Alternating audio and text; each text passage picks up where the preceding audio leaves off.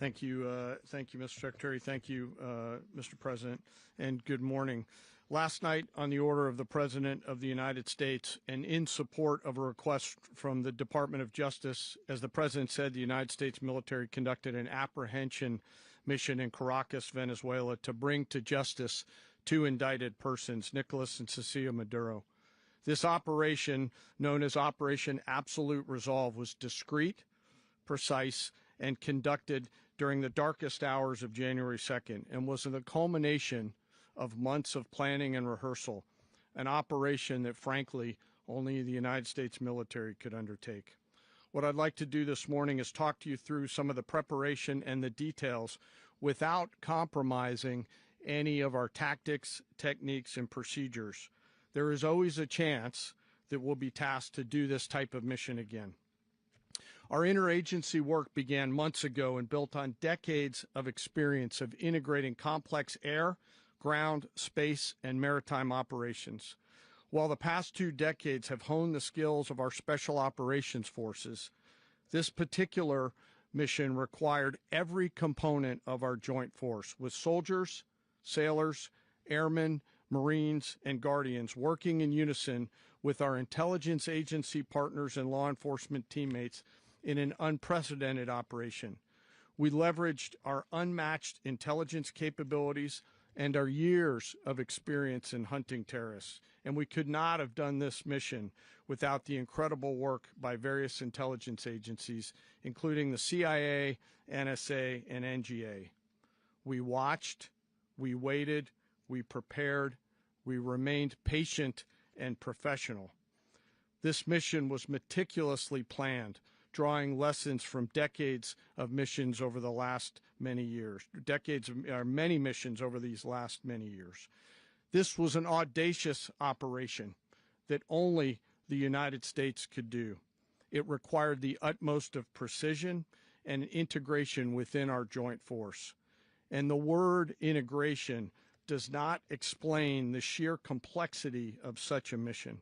An extraction so precise it involved more than 150 aircraft launching across the Western Hemisphere in close coordination, all coming together in time and place to layer effects for a single purpose: to get an interdiction force into downtown Caracas while maintaining the element of tactical surprise. Failure of one component of this well-oiled machine would have endangered the entire mission, and failure is never an option for America's joint force.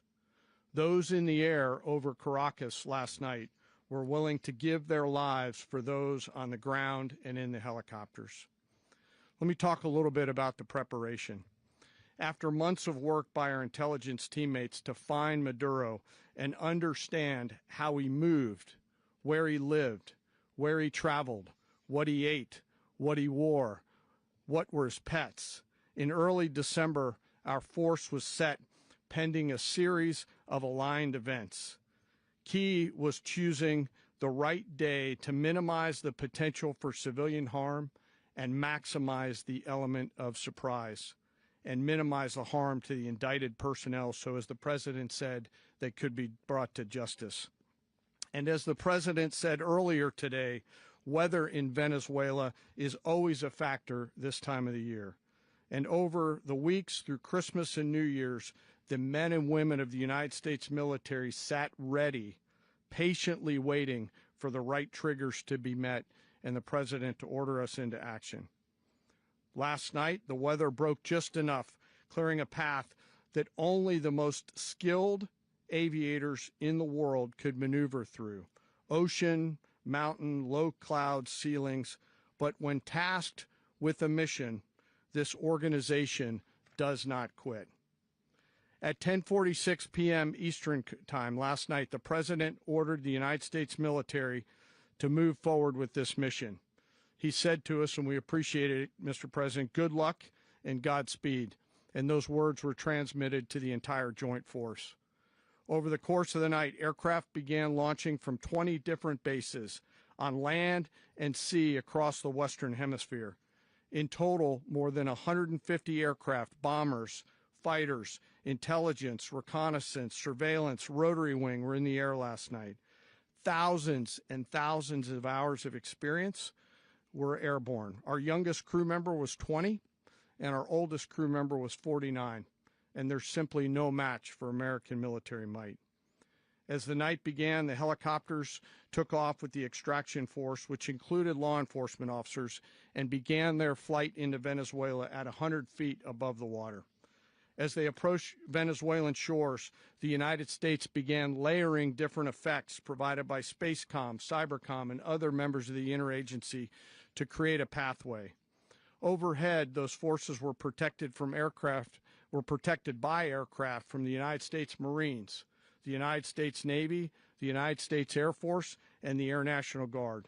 The force included F-22s, F-35s, F-18s, EA-18s, E-2s, B-1 bombers, and other support aircraft, as well as numerous remotely piloted drones.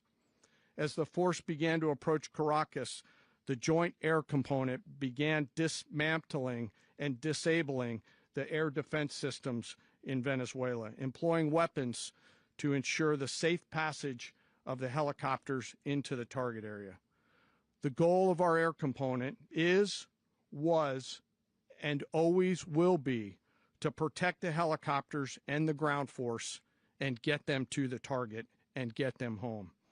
As the force crossed the last point of high terrain where they'd been hiding in the clutter, we assessed that we had maintained totally the element of surprise. As the helicopter force ingressed towards the objective at low level, we arrived at Maduro's compound at 1:01 a.m. Eastern Standard Time, or 2:01 a.m. Caracas local time, and the apprehension force descended into Maduro's compound and moved with speed, precision, and discipline towards their objective and isolated the area to ensure the safety and security of the ground force while apprehending the indicted persons. On arrival into the target area, the helicopters came under fire, and they replied with that fire with overwhelming force in self-defense. One of our aircraft was hit but remained flyable, and as the President said earlier today, all of our aircraft came home, and that aircraft remained flyable during the rest of the mission. As the operation unfolded at the compound, our air and ground intelligence teams provided real-time updates to the ground force, ensuring those forces could safely navigate the complex environment without unnecessary risk. The force remained protected by overhead tactical aviation. Maduro and his wife, both indicted, gave up and were taken into custody by the Department of Justice, assisted by our incredible U.S. military with professionalism and precision, with no loss of U.S. life. After securing the indicted persons, the force began to prep for departure. Helicopters were called in to exfiltrate the extraction force, while fighter aircraft and remotely piloted aircraft provided overhead coverage and suppressive fire. There were multiple self-defense engagements as the force began to withdraw out of Venezuela. The force successfully exfiltrated and returned to their afloat launch bases, and the force was over the water at 3:29 a.m. Eastern Standard Time with indicted persons on board. And both Maduro and his wife were embarked aboard the USS Iwo Jima. In closing, what we've witnessed today is a powerful demonstration of America's joint force. We think, we develop, we train, we rehearse, we debrief, we rehearse again and again, not to get it right, but to ensure that we cannot get it wrong. Our jobs are to integrate combat power so when the order comes, we can deliver overwhelming force at the time and the place of our choosing against any foe anywhere in the world. I am immensely proud today of our joint force and filled with gratitude to represent them here today. There is simply no mission too difficult for these incredible professionals and the families that stand by them and support them. As we stand here this morning, our forces remain in the region at a high state of readiness, prepared to project power, defend themselves, and our interests in the region. This operation is a testament to the dedication and unwavering commitment to justice and our resolve to hold accountable those who threaten peace and stability. In closing, I want to express my heartfelt gratitude to the brave men and women who executed this mission. Their courage and tireless commitment to our nation are what makes us strong. Thank you, Mr. Secretary, and thank you, Mr. President. Well, I don't have much to add to what you've heard now, other than